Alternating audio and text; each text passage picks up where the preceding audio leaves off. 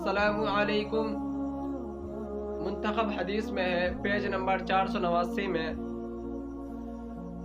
हज़रत अबू मूसा अशअरी रज़ियल्लाहु अन्हु फरमाते हैं कि रसूलुल्लाह सल्लल्लाहु अलैहि वसल्लम ने इरशाद फरमाया कि हर मुसलमान को चाहिए कि वो सदका दिया करे।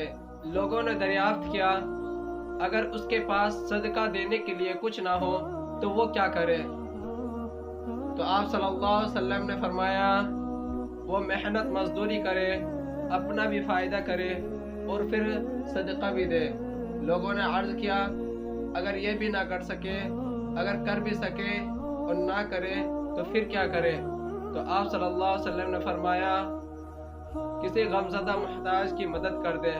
लोगों ने अर्ज़ किया, अगर ये भी ना करे तो आप सल्लल्लाहु अलैहि वसल्लम ने फरमाया, इरशाद फरमाया, कम अज़ कम किसी को नुकसान पहुंचाने से ही बाज आ जाए, ये भी एक सदका है।